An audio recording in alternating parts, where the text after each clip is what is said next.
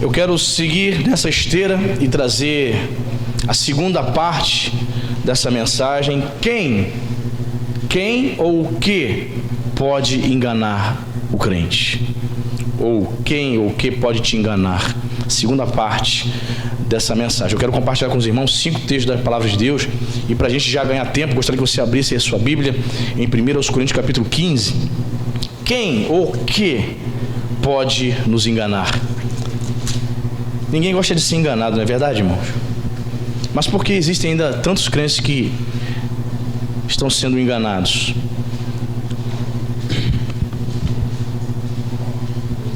Primeiro aos Coríntios, Novo Testamento, Epístola de Paulo à igreja de Corinto,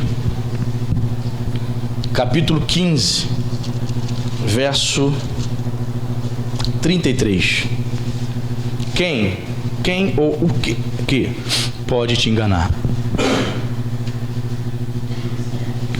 A versão que eu utilizo é ao meio da Revista Atualizada. Se você está sem Bíblia aí, pega uma carona com teu irmão, em nome de Jesus. Se você achou, diga amém. Diz o texto: não vos enganeis, as más conversações corrompem os bons costumes. Vamos ler todos juntos novamente? Não vos enganeis, as más conversações corrompem os bons costumes. Olha o que ele está dizendo aqui, irmãos, as más conversações. Obviamente, quando é que nós nos deparamos com más conversações, com conversas que vão nos corromper? Geralmente quando nós estamos compartilhando da companhia de pessoas que não são boas companhias para nós, né? Então Paulo está dizendo que quando nós nos juntamos com pessoas, nos associamos com pessoas que estão distantes de Deus, que ainda não compreendem a palavra, são verdadeiros lobos disfarçados de ovelhas nos arraiais evangélicos. Então acontecem alguns tipos de conversas que podem corromper o crente. É interessante que ele diz aqui, as más conversações corrompem os bons costumes. Essa palavra lá no original grego, costume, lá no original grego, é a palavra ethos. Daí vem a palavra portuguesa ética. O que é ética? Ética é comportamento. Paulo está dizendo que as más conversações, geralmente voltada para aquele lado de fofoca, não é isso? As más conversações corrompem o nosso comportamento. E Paulo está dizendo para nós não nos enganarmos. Geralmente você vai ver na igreja, sempre vai ter, irmão, sempre aconteceu, sempre haverá pessoas insatisfeitas em qualquer congregação. Porque não existe igreja perfeita. Não existe, a igreja Nova Vida é a melhor do mundo. Não existe isso. A igreja Assembleia de Deus é a mais perfeita. Não existe isso. A igreja Batista, que é uma igreja super respeitada, a igreja é a melhor igreja do planeta. Não existe isso. Todas as igrejas existem pessoas que estão o quê? Insatisfeitas. E geralmente as pessoas insatisfeitas, elas vão procurar mais cedo ou mais tarde o quê? Compartilhar aquela insatisfação com alguém. Geralmente com alguém que ela tem mais o que? Afinidade. Geralmente com pessoas que ela tem o que? Mais aproximação. Raramente, se a pessoa não tem intimidade contigo, ela não vai se aproximar de você. Mas se ela tiver feito, por exemplo, um curso, se ela faz parte do mesmo grupo da juventude, o grupo de irmãos ali que estão bem próximos, sempre conversando, geralmente, se ela demonstrar alguma satisfação, ela pode expressar isso. Tome muito cuidado. Paulo está dizendo que as más conversações, a insatisfação, quando nós falamos mal da obra de Deus, do reino de Deus, tem gente que está na igreja Nova Vida e fala mal da própria igreja. Como é que pode isso? Ela está na própria denominação e fala mal da própria denominação dela. Todas as igrejas para ela são igrejas maravilhosas. Ela só fala bem das outras igrejas. A Assembleia de Deus é boa, a Batista é boa, mas a própria igreja na qual ela está inserida, ela desdenha, ela despreza. Então geralmente ela demonstra toda aquela sua insatisfação. Então ela vai compartilhar, mais cedo ou mais tarde ela vai chegar para alguém e vai compartilhar essa insatisfação. Paulo vai dizer que as más conversações, essa insatisfação, ela pode corromper os bons costumes. E detalhe, pode corromper a ética, pode corromper a moral, pode corromper o nosso comportamento. comportamento. Em que sentido? Às vezes a pessoa está ali na sua pureza, na sua sinceridade, ela não sabia de nada que estava acontecendo na igreja, de fofoca nenhuma. Aí chega alguém com más intenções e começa a dizer: a irmã está sabendo daquele problema que a irmã A falou com a irmã B? Aí tu fala: não sei, tô sabendo não. É mesmo? O que foi que aconteceu? Ou seja, teu coração estava puro, você não sabia de nada, irmãos. Você estava ali na pureza, adorando ao Senhor, e vem um secretário do diabo com más conversações. Paulo está dizendo: não vos enganeis. Quem dá ouvidos e quem vai compartilhar estão se enganando, diz o apóstolo Paulo. Isso pode corromper seu bom comportamento. Às vezes você estava com o coração puro e deixou entrar aquela seta e passa a ter maus olhos para o pastor, passa a ter maus olhos para a família do pastor, passa a ter maus olhos para o diácono, passa a ter maus olhos para o irmão que está do lado. Muito cuidado, amém, querido? As más conversações corrompem os bons costumes, corrompe a ética, corrompe o bom comportamento.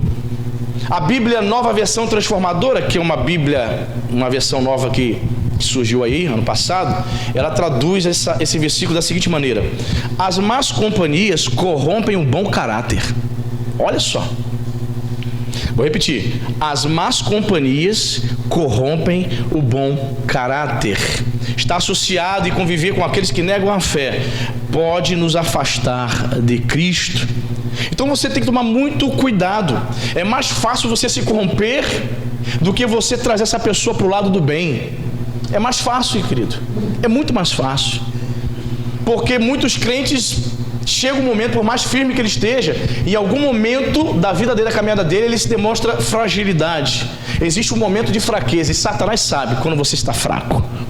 Satanás sabe quando você está caminhando com dificuldade. Ele é aí que envia o secretário dele para trazer o que? Más conversações. Muito cuidado, querido. As más companhias podem corromper o seu comportamento. As más companhias podem corromper o seu caráter. Amém, igreja? Muito cuidado com quem você está andando. Às vezes você acha que as más companhias são apenas as pessoas lá fora, que enchem a cara de cachaça e usa cocaína, fuma maconha. Não! Existem muitas pessoas dentro da igreja que não nasceram de novo, que não são crentes. Elas conseguem disfarçar bem. Essas são as pessoas mais perigosas, porque elas estão transvestidas de ovelhas, mas são lobos.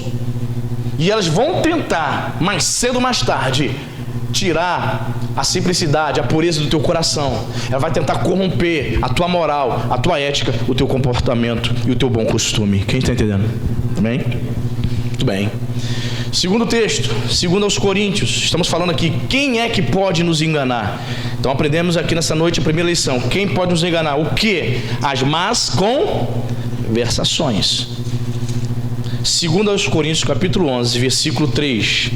Quem ou quem pode nos enganar? Veja aqui, segundo aos Coríntios 11, 3. Você achou, amém? Diz a palavra de Deus, Paulo dizendo o seguinte: mas receio que, assim como a serpente é o diabo, né? Enganou a Eva com a sua astúcia, assim também seja corrompida a vossa mente e se aparte da simplicidade e pureza devidas a Cristo. Vamos ler de novo? Mas receio que, assim como a serpente enganou a Eva com a sua astúcia, assim também seja corrompida a vossa mente e se aparte da simplicidade e purezas devidas a Cristo. Então vamos lá. Primeira palavra aqui, mas receio. O termo grego é phobiomai, o verbo lá. Daí vem a palavra phobos, fobia, medo. Paulo está dizendo assim: eu tenho medo.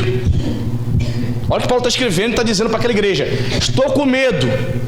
Paulo não tinha zap, meu irmão. Paulo estava longe dessa igreja. Paulo não tinha telefone, estava distante, não sabia o que estava acontecendo. Então ele é bem claro, ele é bem sincero: eu estou com medo. O original grego vai dizer isso. Medo de quê? Medo de Assim como a serpente, o diabo, enganou a Eva com a sua astúcia. Olha, essa palavra aqui, astúcia, significa maquinação, o termo lá no original, truque, com dolo, com engano. Então Paulo está dizendo que Satanás trabalha com truque. Você já viu um show de mágica? Já, Andrezinho? Antigamente no Fantástico aparecia o Mr. M. Lembra do Mr. M? O Cid Moreira com a sua voz marcante, ele que narrava as mágicas do Mr. M, e ele falava assim: esse é o príncipe dos sortilégios. Sortilégio, truque. Paulo está dizendo que Satanás trabalha com maquinações, com truques, com dolo, com engano. Estou com medo, porque da mesma maneira que a serpente, o diabo, enganou Eva lá no paraíso, o diabo está querendo enganar vocês, igreja, com truques, com sortilégios. Então estamos aprendendo aqui nesse segundo texto, quem é que pode nos enganar? Claro, né? O mestre do engano, o próprio diabo, a serpente. Ele diz o seguinte aqui, voltando para o texto: assim como a serpente enganou a Eva com a sua astúcia, com seus truques, assim também seja corrompida a vossa... Repita comigo, vossa mente. O que eu aprendo aqui, irmão? Já mentira, o engano corrompe a mente. Como eu falei aqui, a pessoa se converte, ela está na igreja com seu coração puro, com devoção ao Senhor, servindo a Deus. Satanás vai trabalhar com truques, com sortilégios, com enganos, com maquinações, para fazer o que, irmão? Para corromper a tua mente. E quando a mente se fecha para as coisas de Deus, quando a mente se corrompe, querido, o pastor vai fazer vigília, o pastor vai jejuar, o pastor vai ficar orando aqui, o pastor vai trazer mensagens espetaculares, e você vai ficar daí onde você está, com o coração fechado. E o Espírito Santo não vai trabalhar na tua vida, porque você fechou o seu coração para Deus, porque você corrompeu a tua mente, por causa do engano, por conta dos truques do diabo. Então eu aprendo aqui com Paulo que o engano corrompe a mente, e quando a minha mente está corrompida, quando a minha mente se corrompe, as verdades de Deus não têm mais espaço. Quando a mentira corrompe o meu coração, as verdades de Deus não têm mais lugar. Nos anos 80, certo pastor chamado Neemias Marien, ou Maraien, o sobrenome dele não me lembro bem, mas o nome dele é Neemias. Ele era um pastor muito famoso nos anos 80. Era um pastor que sabia a Bíblia de cor, os nomes de personagens e tal, ele ficou muito famoso. Era um pastor presbiteriano. Até que ele começou a ensinar na igreja dele de que o inferno não existe.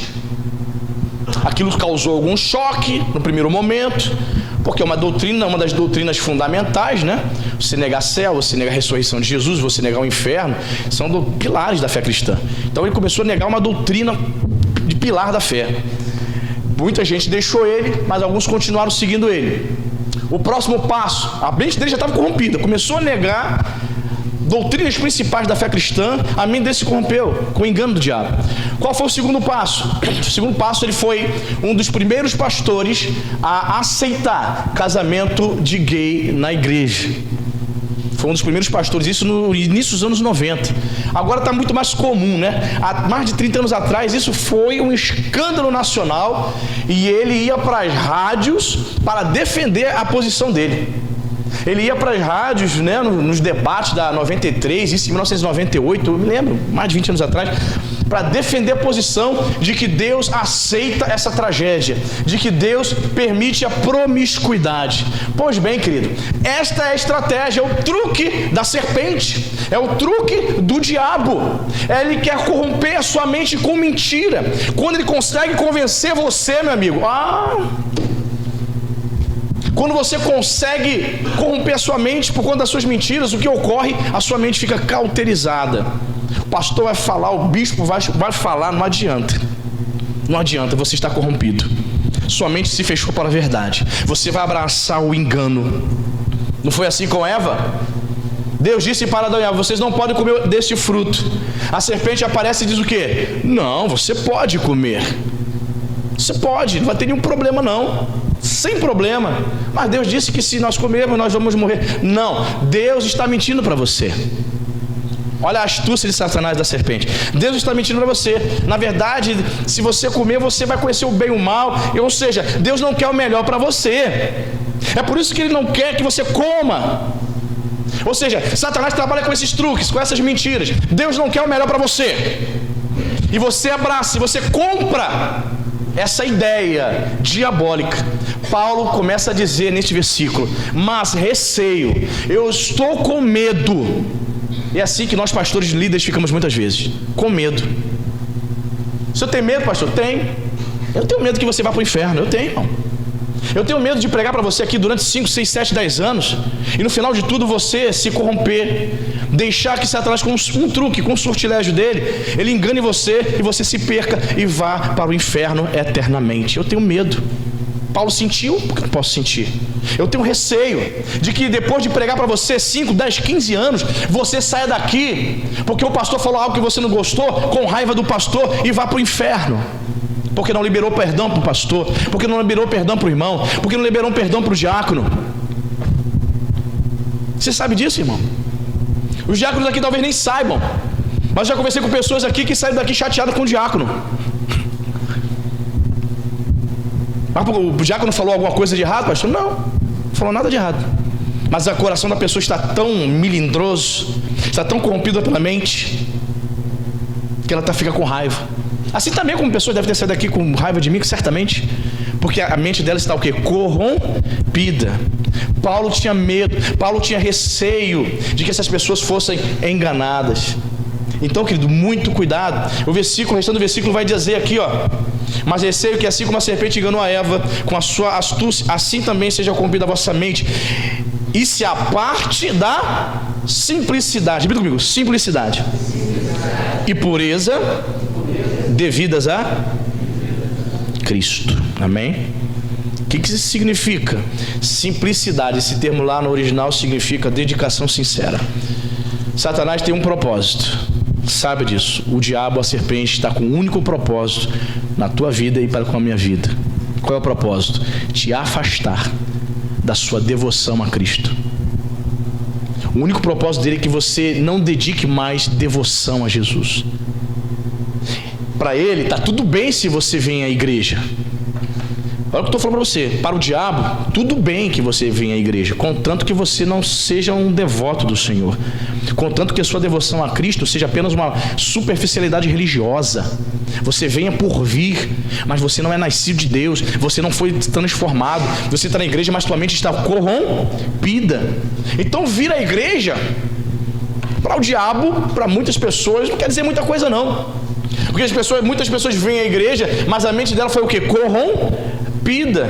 Satanás, a serpente, já conseguiu afastar essa pessoa da simplicidade e da pureza, da dedicação, do coração sincero diante de Deus. Querido, talvez você esteja aqui, mas o teu coração esteja cheio de malícia. Satanás, a serpente, já conseguiu te afastar da simplicidade. Servir a Jesus é muito simples, a gente que complica, irmão.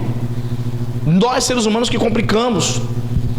A pureza na tua devoção a Cristo, ou as segundas intenções, ou as más intenções, tomamos muito cuidado. Há pessoas que estão na igreja, mas elas só estão buscando status, estão buscando cargo.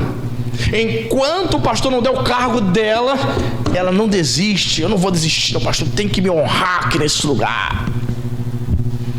Querido, que tal você redirecionar esse seu fervor todo para servir a Jesus, independente de busca de cargo?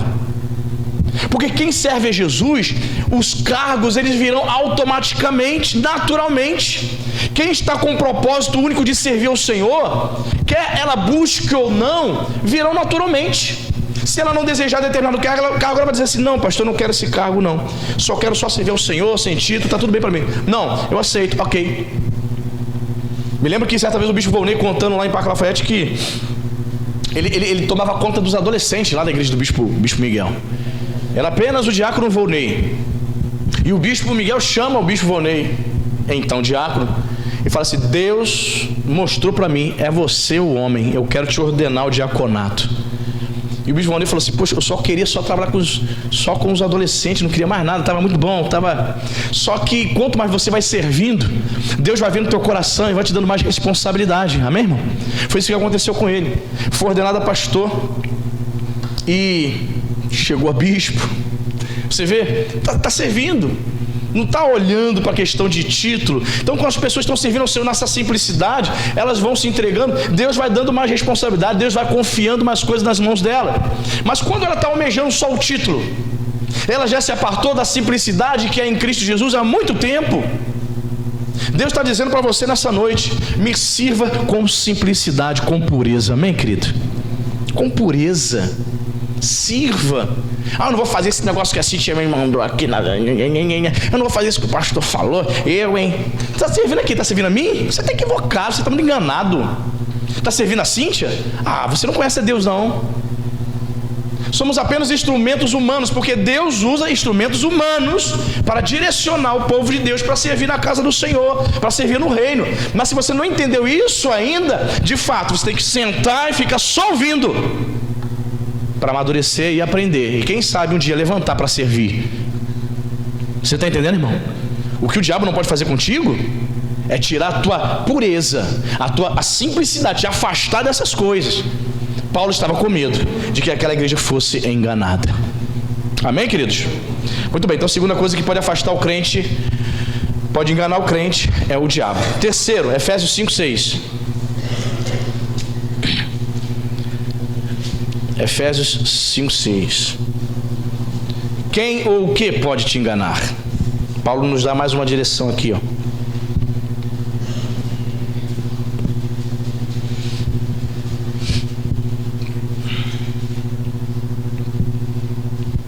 Efésios 5:6, você achou?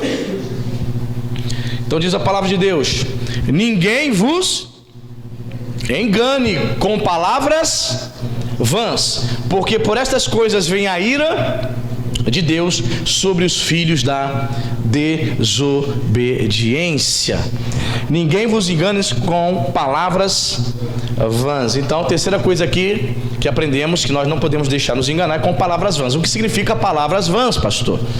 Primeiro lugar, vamos lá, a palavra vã, essa palavra aqui vã, lá no grego é kenosis, que significa vazio, né? Palavras sem conteúdo, palavras vazias, né? Aqui pelo contexto a gente entende que eram palavras que eram utilizadas, né, com desculpas para pecar, né? Eram sofismas, eram argumentos que as pessoas usavam, palavras vazias, sem conteúdo, né? E geralmente era para isso, para induzir o outro. Olha só o que estava acontecendo lá. Algumas pessoas se aproximavam do outro crente e usavam palavras vãs, sem conteúdo, geralmente sem conteúdo bíblico, para conduzi-la, para induzi-la a pecarem contra Deus. É aquela velha história assim: pô, toma um negocinho aqui, bebe aqui comigo, socialmente aqui em casa, tem problema nenhum, o pastor não está vendo, toma um negocinho aqui, um vinhozinho, um espumante, uma champanhe, tem nada a ver, um licorzinho aqui. Ou seja, são palavras vãs, utilizadas com desculpa para pecar. É o jovem que chega para a namorada e diz assim: me dá uma prova de amor, querida. Ela: mas eu te amo. Não, a gente tem que se deitar, a gente tem que ir para um motel, a gente tem que fazer sexo antes do casamento. Aí você vai provar que me ama. Ela fica assim, num beco sem saída: então tá, eu vou provar o meu amor por você, eu vou me deitar contigo. São palavras vãs, são desculpas para pecar. É como o crente que acredita que pode ser crente, que pode chegar ao céu sem ler a Bíblia, sem orar, sem ter hábito de oração. Você está sendo enganado com palavras vãs. Quem que está te ensinando isso? De qual fonte você está bebendo na internet? Qual livro está te ensinando isso? Que você vai chegar ao céu sem comunhão com o Espírito Santo, que você vai chegar ao céu sem comunhão com a palavra e com o Deus da palavra. Quem está te ensinando isso? Eu quero saber, eu gostaria de saber. São palavras vãs, são argumentos que as pessoas usam. E agora com essa ideia de igreja inclusiva, onde recebe os homossexuais e os homoafetivos. Que ideia é essa? Que tragédia é essa? Pecado sempre foi pecado, sempre continuará sendo pecado. lesbianismo, homossexualismo, pederastia, tudo isso é promiscuidade, tudo isso afronta a santidade de Deus, irmão. Deus não mudou, essas coisas continuam sendo uma afronta contra Deus. Aí vem os camaradas, não, eu vi na internet, um cara no YouTube, eu vou provar na Bíblia, todo efeminado, eu vou provar na Bíblia que ser gay não é pecado. Falei, vai te catar, vai se converter, endemoniado. 1 Timóteo 4:1 diz que nos últimos tempos muitos apostatarão da fé, se afastarão da fé, seguindo o ensinamento de demônio. Aí o camarada está numa igreja como essa ouvindo palavra, mas ele está lutando contra o homossexualismo, ele está lutando, ele está vindo aqui, está lutando, está sendo tentado a voltar para a promiscuidade, ele está lutando, ele pede ajuda em oração, aí ele vai para a internet e ouve uma tragédia dessa. Ainda bem encontrei alguém que concorda comigo. Olha, ele está abrindo a Bíblia para mostrar que pode ser gay. Palavras vãs. Existe a Bíblia dos gays agora, irmão. A teologia sistemática homoafetiva, como que é isso? É o fim do mundo. Não vos engane, ninguém engane vocês, Paulo está dizendo, com palavras vãs, palavras sem conteúdo, palavras vazias com pretexto para pecar. Como eu falei aqui no domingo, repito, a graça de Deus não é pretexto para você abraçar o pecado, amém, irmão? Não é. Então cuidado, quem você está dando ouvidos? Quem no seu trabalho, no ambiente de trabalho, fingindo-se ser crente, fingindo ser conhecedor da palavra, está te enganando com palavras vãs? Não tem nada a ver não, toma aí esse negocinho aqui, toma aqui essa long neck, essa Heineken, toma essa vodka aqui, tem nada a ver não tomar um uísque. Quem está te enganando, meu irmão? Quem está dizendo que você vai para o céu assim? Ninguém vos engane. Aí ele vai complementar o versículo aqui. Não é o pastor Anderson não aqui. Está na Bíblia, está na tua Bíblia, não está? Vamos lá. Ninguém vos engane com palavras vãs. Por quê? Porque por essas coisas vem o quê? O amor de Deus, é isso? O que vem? Vem o quê, irmão? A ira de Deus sobre os filhos da... Eu estava vendo um vídeo hoje, Daniel Lopes, pastor Daniel Lopes. Ele falou assim, Paulo Henrique Amorim, viu, Diago, esse vídeo?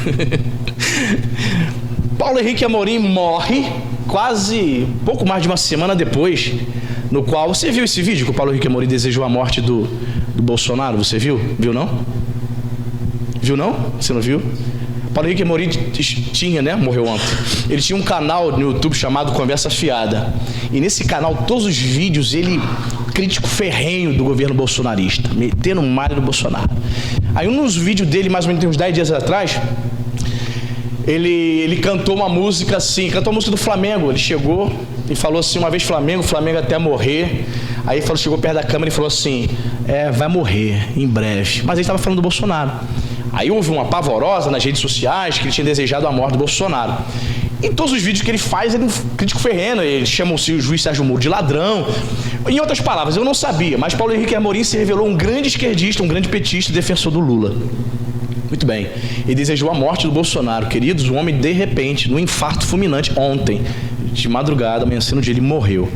Aí o Daniel Lopes falou, né, nesse canal, que é um pastor metodista, ele falou, sabia coincidência, irmãos? O mundo está cheio de coincidências, não é? Às vezes a pessoa acha, presta atenção que eu vou falar para você, irmão.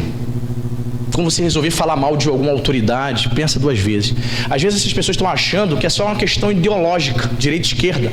Não, eu não concordo com o governo Bolsonaro, então eu vou fazer de tudo para esse governo se dar mal, eu vou torcer para se dar mal, eu vou criar um canal no YouTube para falar mal, eu vou tentar desconstruir tudo.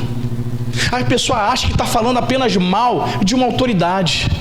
Querido, se Deus tem um propósito, que eu acredito que tenha, se Deus tem um propósito com algum político, com algum pastor, com alguma pessoa, e se você se coloca como barreira para tentar impedir esse propósito de Deus, cuidado, irmão, tu está abrindo tua cova.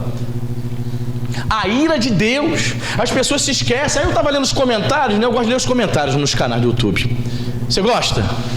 Me divirto. Aí eu estava lendo nos comentários, a pessoa falou assim, não, Deus não castiga ninguém só porque ele desejou a morte do Bolsonaro. Queridos, de fato, Deus não castiga, mas a minha Bíblia diz que Deus traz juízo. O que é juízo? Ananias e Safira, irmão, o que foi aquilo, irmão? Capítulo 5 de Atos, o que foi aquilo? Pastor, eu não conheço essa história.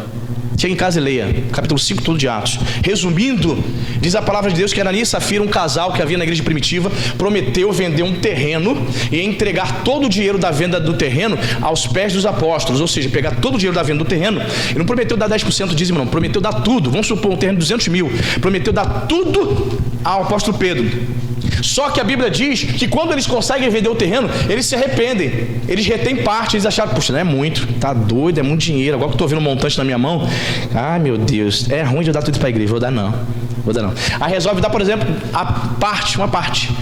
Só que quando eles chegam para entregar essa oferta a Pedro, o Espírito Santo revela a Pedro que eles haviam retido, e Pedro diz assim para Ananias e Safira: por que vocês mentiram para o Espírito Santo? Por quê? Os dois, ela cai morta na hora. Quem já leu isso na Bíblia, gente? Se você não conhece a história, leia Atos 5 hoje em casa. Ela cai morta na hora. E ele vai dizer assim: assim também o teu marido, quando chegar aqui, também vai morrer também. O camarada chega e ele cai morto. Farto fulminante, talvez tenha sido isso, né? Morte fulminante, ambos, esse casal, caem mortos. Novo Testamento, época da graça, Jesus já havia morrido na cruz, e Deus trouxe o que? Juízo. Fulminou, matou aquele casal. Então Deus é amor, mas também Ele traz o que? Ira. Deus também traz juízo. Fique desejando a morte para os outros, fica. Deseja a morte para alguém para ver o que acontece contigo. Foi o que Ele fez. Querido, Deus é Senhor da vida. Deus faz assim, ó, tu cai durinho aí, morreu, irmão, respiração acabou, não, já foi, já, infarto fulminante, já foi. Então quem te mantém vivo ou permite você morrer é quem? É o diabo? Não, Deus. Quem permitiu Paulo Henrique morrer de infarto? O camarada não tinha nem nada, nenhuma doença crônica, nem nada, falando ali todo dia, do nada, pegou todo mundo de surpresa. Será? Não sei, fica pra gente questionar, pra gente refletir. Mas uma coisa eu sei, que o Deus da Bíblia é Deus de amor, mas é um Deus de ira. Paulo está dizendo: se você viver enganado, a ira de Deus virá sobre a sua vida. Quem está entendendo? Amém? Muito bem. 2 Tessalonicenses, capítulo 2. Então aprendemos aí que o que pode nos enganar? Palavras vãs, palavras vazias. 2 aos Tessalonicenses, capítulo 2.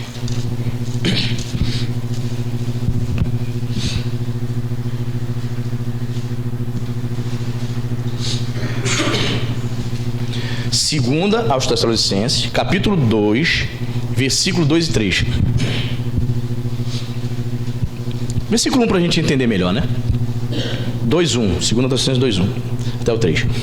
Olha o que Paulo fala: irmãos, no que diz respeito à vinda de nosso Senhor Jesus Cristo e à nossa reunião com Ele, nós vos exortamos a que não vos demovais da vossa mente com facilidade, nem vos perturbeis, quer por espírito, quer por palavra, quer por epístola, como se procedesse de nós, supondo tenha chegado o dia do Senhor. Ninguém, olha o que ele fala, ninguém de nenhum modo vos engane, porque isto não acontecerá sem que primeiro venha a apostasia e seja revelado o homem da iniquidade, né, que é o mesmo que é o anticristo, o homem da iniquidade, o filho da perdição. Olha o que Paulo está dizendo assim. Paulo está escrevendo para essa igreja aqui de Tessalônica, que está dizendo: olha, eu não quero que ninguém engane vocês. Tem gente aí ensinando, tem gente comentando entre vocês aí, passando uma ideia errada de que o dia do Senhor já veio, de que Jesus já voltou. Mentira. O dia do Senhor, ele não virá sem que antes aconteçam duas coisas. Paulo ensina aqui. Quais são essas coisas? Primeiro, repita comigo: apostasia. O que é isso? Apostasia, pastor. Apostasia, apostatar, é o mesmo que se afastar da fé. Paulo está dizendo que haveria, antes da volta do Senhor, uma grande apostasia. Aí os estudiosos, eles discordam em alguns pontos, divergem, porque alguns acreditam que essa apostasia já está acontecendo. Outros ainda acreditam que essa apostasia ela vai se dar numa totalidade tão grande, numa plenitude tão grande, e isso vai preceder poucos meses ou dias antes da volta do Senhor. Então esta apostasia, segundo alguns autores, estaria mais para frente, ok? Bem mais próximo da volta do retorno do Senhor. Mas, irmãos, algo nós não podemos negar: o que tem gente se afastando de Jesus não está no gibi. Estima-se que hoje tenhamos 40 milhões de evangélicos no Brasil, não é isso? Só que também estima-se que existe a mesma quantidade, 40 milhões, de desigrejados, pessoas que um dia estiveram na igreja e não estão mais. Então, querido, se todo o povo que aceitou Jesus no Brasil estivesse na igreja, a gente teria aí mais de 80 milhões de evangélicos. Seria uma grande nação evangélica protestante, não é isso? Eu penso que a apostasia já está ocorrendo. Muita gente se afastando da fé, muita gente negando Jesus, muita gente abandonando tudo para viver a vida que o diabo está concedendo para ela. E o segundo fato que vai preceder o retorno de Jesus é o fato do aparecimento do anticristo, que Paulo chama ele de filho, ou homem da iniquidade, filho da perdição. Paulo está ensinando aqui que antes da volta do Senhor vai surgir o anticristo, vai se manifestar. Isso depois do arrebatamento da igreja. A igreja vai subir, amém, querido? Eu me lembro que eu era criança, adolescente, que nós cantávamos um corinho assim: esta igreja vai subir, esta igreja. Como você lembra desse corinho? Só André e o Rogério? André sempre comigo, né? Me apoiando em tudo. Eu gosto disso. Era um assim: esta igreja vai subir com Jesus. A igreja subirá antes do aparecimento do anticristo. Quando a igreja subir, o anticristo aparece 7 anos depois da grande tribulação. Aí Jesus volta para liquidar o anticristo definitivo e volta com os anjos e com sua igreja em glória. Então o que estavam ensinando lá? Estavam ensinando que o Jesus já havia voltado. Você sabe que existe um grupo religioso muito grande, presente em muitos países do mundo, que ensinam que Jesus já voltou em 1914? Você sabe quem são? Testemunho de Jeová. Eles dizem que Jesus já veio em 1914, que foi o ano que eclodiu a Primeira Guerra Mundial. Jesus já veio. Jesus já veio? Cadê? A igreja está aqui ainda. Você conhece alguém que foi arrebatado? Que sumiu misteriosamente? Conhece? Pois bem, os testemunhos de Jeová ensinaram mais uma mentira. É um dos grupos que mais distorcem as escrituras sagradas. Pois bem, Paulo está dizendo para que aquele povo não fosse enganado. Vamos ler novamente, verso 3. Ninguém de nenhum modo vos engane, porque isto, ou seja, o retorno do Senhor, o dia do Senhor, não acontecerá sem que primeiro venha a apostasia e seja revelado o homem da iniquidade, o filho da perdição.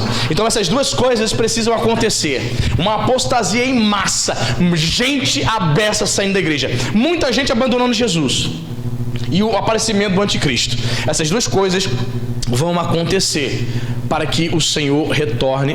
Aqui no caso, está falando da segunda fase do retorno do Senhor. Ele não está tratando do arrebatamento, porque os estudiosos dividem a volta do Senhor em duas fases. Primeira fase, arrebatamento da igreja. Segunda fase, após 7 anos após o arrebatamento, ele volta em glória com os seus anjos para condenar o anticristo. Ok, queridos? Então, pensar de outra maneira, Paulo está dizendo que é um engano. Amém? E por fim, gostaria que os irmãos abrissem em Colossenses 2:4. Então, aprendemos aqui nesse versículo, nesse texto, que o que pode nos enganar são os falsos conceitos sobre a volta do Senhor. A pessoa pode chegar para você e dizer assim: Jesus não vai voltar não. E ela pode pegar textos isolados e mostrar na Bíblia com textos distorcidos: Jesus não vai voltar, ou Jesus já voltou. Então, falsos conceitos sobre a volta do Senhor é um engano. Cuidado. O que pode nos enganar? Colossenses capítulo 2. O que pode nos enganar? Versículo 4, Colossenses 2:4. Você achou? Paulo diz para a igreja de Colossos: assim digo, para que ninguém vos engane com, lê comigo aí, raciocínios. Pastor, nunca vi essa palavra. Então vamos lá, raciocínios falazes. Você sabe o que é uma falácia? Falácia é um sofisma. Ih, pastor, piorou. Sofisma é o mesmo que argumento enganoso. Há uma tradução que traduz assim: ninguém vos engane com argumentos bem elaborados, mas na verdade são enganosos. Ok? A versão corrigida, talvez você tenha ela, traduz por palavras persuasivas, né? São pensamentos errados ou enganosos acerca da fé e da ética cristã. Às vezes você está na igreja, aí vem uma amiga que se diz crente para você, minha irmã, e diz que não tem nada a ver você pular a cerca, você ter um amante, um namorado via internet. Ela está vindo para você e tenta mostrar com argumentos bem elaborados. Paulo está dizendo: ó, ninguém vos engane. São raciocínios falaciosos, são argumentos, são discursos que a pessoa chega para você tentando te convencer de que aquilo é certo, mas não é. Cuidado, querido. Às vezes a pessoa chega para você dizendo que tem nada a ver você se envolver aí com lesbianismo. Queridos, vou dizer para você, isso está invadindo a igreja, hein? Em muitas igrejas, infelizmente, casos de meninas com 15, 16 anos aí envolvidos com lesbianismo. Até o professor da geração vida, até o pastor, os pais descobrirem, já está envolvido, ó. Mas tudo começou lá com 13, 14 anos. Irmãos, a questão é que hoje em dia a gente tem que ter muito cuidado, irmão. A gente tem que ter muito cuidado. Às vezes, veja bem, tu deixa a tua filha, vai dormir lá na casa da coleguinha. A gente está na maior inocência, na maior pureza de que as duas meninas estão brincando de boneca ali com 13, 14 anos. Ela está falando de sexo. E tu perto de você, ela brinca de boneca. Mamãe, me dá essa boneca aqui, me dá Barbie. Mas com a amiguinha ela está falando de sexo. Tu olha teu filho, aquele bebezinho, já 12, 13 anos, meu bebê, já está na puberdade. Pastor, tão lindo, o que aconteceu, minha filha? Primeiros pelos nas axilas, está lindo, pastor, já está grandinho, então, era criança, já está crescendo. Mas ele já está falando de sexo, ele já tem desejo sexual. Ele está, olha, os hormônios estão aflorando. Estou falando, querido. Eu já contei isso aqui. 15 anos de idade eu tinha um colega, um vizinho, naquele momento que eu estava me aproximando do evangelho.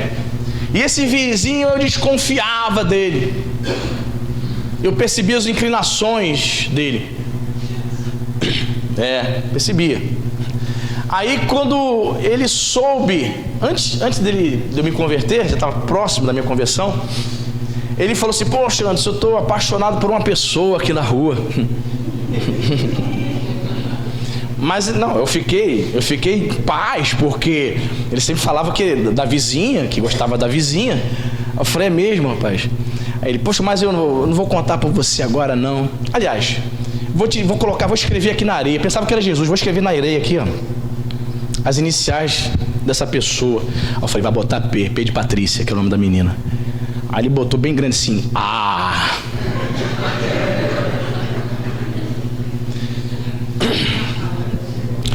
Eu desconversei, eu falei: em nome de Jesus, está amarrado. Mas eu percebi que estava de malícia, de maldade, se insinuando. Tínhamos 15 anos de idade. Eu percebi que estava de maldade, por quê? Porque uma semana antes, ele tinha dito para mim assim: pô, assisti um filme muito bacana. Eu falei: Aí falou o nome do filme, fala sobre dois jovens que se relacionavam, que se apaixonavam. Eu falei: que isso? Dois meninos? Ele: dois meninos. Então ele vinha com esses papos tortos. E graças a Deus, irmão, saí fora. Dias depois eu estava indo para a igreja. Aleluia. Graças a Deus eu estava indo para a igreja.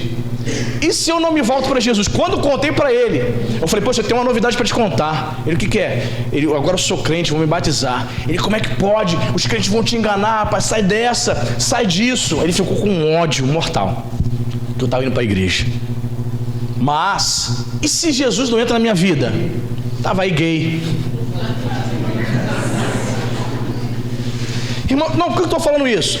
Porque é nesta idade, 14, 13, 14, 15, 16 anos, que as meninas ainda estão definindo se vão ser héteros ou se vão ser homossexuais. E eu não desmonhecava, não tinha inclinação, não ficava andando rebolando, nada disso.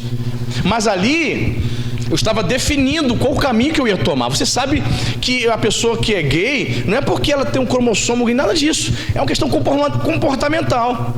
Então eu estava definindo ali a minha vida, estava escolhendo qual o comportamento que eu passaria a ter a partir daquele momento, meus 15 anos. Se eu ia ser gay ou se eu seria homem. Então eu me afastei dele. Ele também se afastou de mim porque eu fui para a igreja. Então quando você se aproxima de Deus, o diabo se afasta de tu, amém, irmão? Graças a Deus. Muito cuidado com a tua filha. Com quem tua filha está conversando? Quantas lésbicas na escola ela conversa e você nem sabe? Ah, pastor, eu sei que é difícil controlar isso, né? Mas dá uma olhada, pesquisa, pega o zap. Ah, tá bloqueado o zap dela? Você, mãe, não tem acesso? Desbloqueia aqui para me ver. Desbloqueia aqui. Quem é essa aqui? Essa aqui com esse cabelo roxo escrito hashtag ele não. Quem é? Quem é essa aqui? Quem é essa moça aqui toda de vermelho aqui? Que é do PSOL. Quem é essa moça aqui? Estou falando, irmão. Estou falando. O diabo não está brincando. Ele quer tirar o teu filho, a tua filha, da presença de Deus. Às vezes o teu filho, a tua filha não é nem crente ainda. Vem na igreja por vir. Mas ele quer o pior. Ele não quer que ele fique só aqui. Ele quer arrastar lá para o mundão mesmo. Muito cuidado com palavras vãs. Talvez você não esteja, você pai, não esteja sendo atacado com palavras falaciosas. Mas quem sabe nesse momento a tua filha, o teu filho está sendo bombardeado na escola. Quais são os grupos de WhatsApp que ele participa? Você dá uma olhadinha? Costuma olhar? Não? Passa a olhar. Passa a dar uma olhadinha. Vê aquela foto de perfil no WhatsApp, coleguinha. Quem é essa coleguinha aqui? Quem é? Minha colega. Vou conhecer ela. Me mostra ela. Vou dar uma conversinha com ela na porta da escola. Cadê ela? Me mostra ela. Ah, você, essa do cabelo roxo. Vem cá, colega. Deixa eu dar um abraço. Dá um aperto nela. É você? Ah, não sou hashtag ele não, né? Vem cá.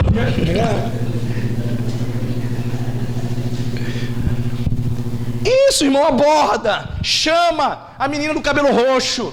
Vem cá. Quem são os colegas dela? Quero saber quem são os colegas dela agora. Quem são? Ah, mas mãe, não tem nada a ver. E tem jovens que falam: mãe, a senhora não vai na porta da escola, não. Qual é, mãe? Vai me envergonhar? Vai lá, envergonha ela, vai lá. Isso. Vai lá na porta da escola. Às vezes 12, 13 anos já está, né? Não, vai me envergonhar, os colegas vão ver. Meus pais estão chegando aqui. Sabe que jovem tem vergonha, fica envergonhado. Continua buscando o teu filho de carro lá na escola, amém? Continua buscando a tua filha. Deixa reclamar. Fica de olho. Quem são os amigos? Fica de olho quem está no WhatsApp. Quem está lá no perfil do Facebook. Olha o que eu estou vendo de criança de 5, 6, 7, 8 anos me pedindo amizade. Pastor, solicitando amizade, pastor. 5, 6 anos. Olha, data de nascimento, ano 2000. Ué, você tem 8 anos, tem 22. Você sabe que para a criança se inscrever no Facebook, o que ela tem que fazer mesmo, irmão? O que ela tem que fazer, meu irmão? Repita comigo, não tenha medo de falar. Mentir. Ela não tem 18 anos. Aí nós pais achamos muito bonito, compactuando com isso. Teu filho talvez tenha 7, 8 anos de idade, está aqui na igreja, e você compactou com isso. Deixou ele botar lá uma idade que não é verdadeira só para o Facebook aceitar ele. Tem que ter mais de 18. E as crianças com 5, 7 anos no Facebook. São raciocínios falazes. Talvez já tenham dito para você que não tem nada a ver. Mas espero que o Espírito Santo convença você, porque eu não tenho poder nenhum para convencer você. Espero que o Espírito Santo fale com o teu coração. Você chegue agora em casa, dá uma olhadinha no WhatsApp. Ela vai tentar engolir o celular. Não, mas...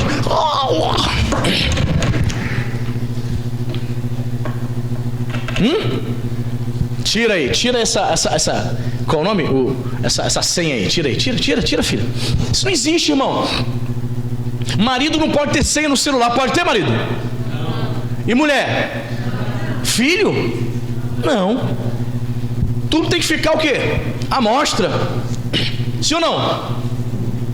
Então a gente permite a mentira. Nossos filhos, 10, 11 anos, dizendo que tem 18 lá no Facebook. Então, como é que é isso, irmão?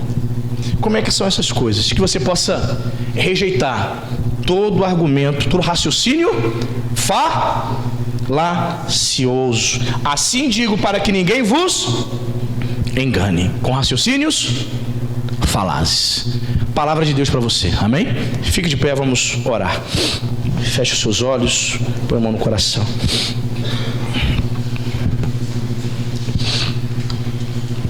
Isso, Senhor Deus e Pai, Senhor, em nome de Jesus, nós cantamos aqui, Pai, no início do culto: eu quero ser santo como Tu. Mas muitas coisas estão sujando o nosso coração, muitas coisas estão contaminando, meu Pai, o Teu povo. São as más conversações que corrompem o nosso comportamento, os bons costumes. É o diabo que tenta nos afastar da simplicidade, da pureza devidas a Cristo Jesus. É o diabo que tenta corromper a mente deste crente.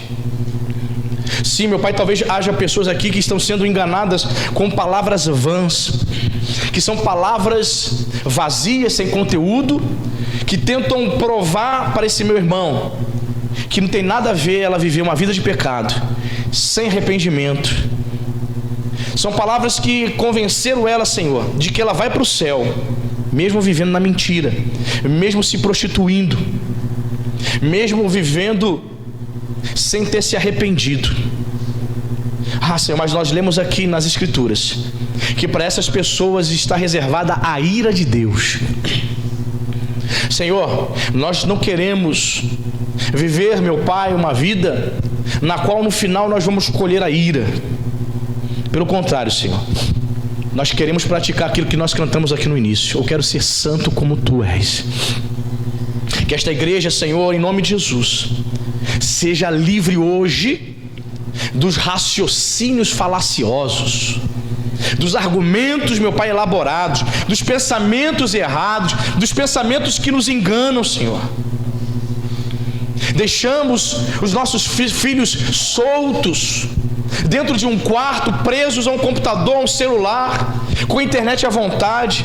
Deixamos ele ter amizade com qualquer pessoa, com perfis falsos de pedófilos que conversam com os nossos filhos, se passando por jovens, por crianças. Senhor, abra os olhos dos pais aqui dessa igreja, Pai. Meu Deus, livra os nossos filhos destes ataques, Senhor. Livra as nossas filhas dos ataques do lesbianismo. Livra, meu Pai, os nossos filhos dos ataques do homossexualismo, Pai. Senhor, antigamente as pessoas tinham vergonha de dizerem que eram gays, Senhor. Hoje estão se agarrando, se beijando, meu Pai, à luz do dia. Perderam a vergonha. Não respeitam mais ninguém. E querem destruir as famílias, Pai, conservadoras. A família constituída de pai, mãe e filhos. Querem destruir, querem, meu Senhor, passar a ideia de que é normal. Meu Deus, o pecado não é normal e nós não aceitamos isso, Senhor. Nós não aceitamos, meu Pai, que a nossa família seja atacada desta maneira. Nós rejeitamos todas as setas, todos os raciocínios falazes, Senhor, que vierem contra o nosso lar, contra os nossos filhos, contra a nossa fé, contra a nossa vida, Pai. Em nome de Jesus, não permita que a serpente, assim como enganou a Eva no paraíso, venha nos enganar, Senhor. Venha dizer para nós aquilo que o Senhor não diz, Pai. Em nome de Jesus, guarda, Senhor, a nossa família. Quantos jovens, meu Pai, já estiveram servindo ao Senhor? Quantos jovens, meu Pai, já estiveram na sua casa e hoje se entregaram, meu Pai, à promiscuidade? Hoje, meu Pai, estão fazendo passeatas, meu Pai, em prol da defesa dos direitos da LGBT, Senhor. Hoje estão defendendo a promiscuidade, defendem ideologias satânicas. Meu Deus, em nome de Jesus, guarda, meu Pai, as famílias. Guarda, meu Pai, as famílias, Senhor. Estão tentando passar que é normal.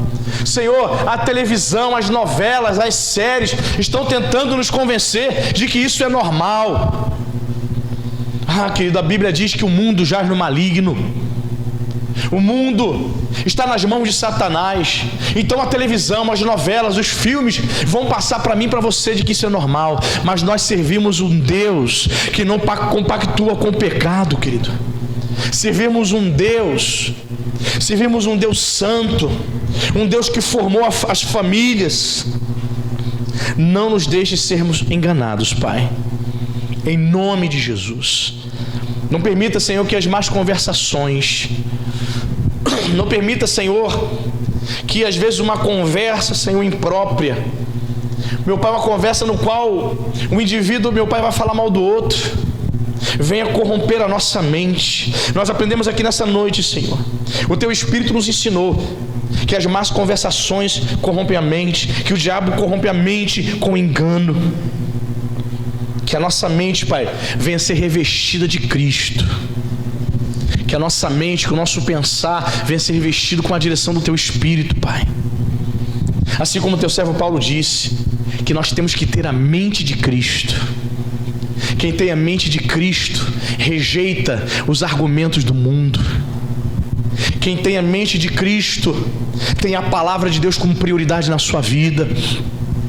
Vai defender a sua casa, vai defender seu casamento com unhas e dentes, vai defender o seu filho, vai se preocupar com quem seu filho está conversando, com quem seu filho está conversando no WhatsApp, quais são os grupos, quais são os amigos, com quem seu filho está conversando quando ele está sozinho, querida. Não deixe o seu filho à vontade. Com quem o seu filho, a sua filha fica quando você precisa resolver alguma coisa. Está comprovado, queridos, que os abusos sexuais acontecem, infelizmente, entre pessoas da própria família. Não são pessoas de fora.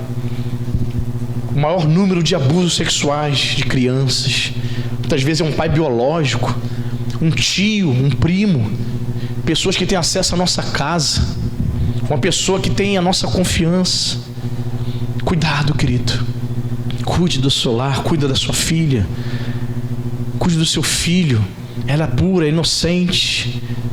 Cuidemos do nosso lar. Querido, que o Senhor possa guardar a tua família. Que o Espírito Santo te proteja das palavras vãs, das más conversações. Que o Espírito Santo te proteja dos raciocínios falazes, daquilo que diz que não é erro, mas é. Seja conosco, Pai. Abençoe, meu Pai, a cada um presente aqui nesse lugar. Abençoe esses adolescentes, esses jovens. Livra, meu Pai, os nossos filhos do engano, das más companhias, em nome do Senhor Jesus Cristo. Pai, que essa palavra possa ficar gravada no nosso coração, em nome de Jesus Cristo, que possamos sair daqui refletindo sobre isso. Pai, que casais possam voltar para suas casas aqui nessa noite, conversando no carro sobre isso. Os cuidados que vão passar a tomar a partir de hoje. Preserve o teu filho e a tua filha enquanto é tempo, querida. Em nome de Jesus. Leva-nos, Pai, em paz e em segurança. E nos dê, Pai, o restante de semana abençoado na sua presença. Em nome de Jesus te oramos e te agradecemos. Que a igreja diga amém. Diga graças a Deus. Amém.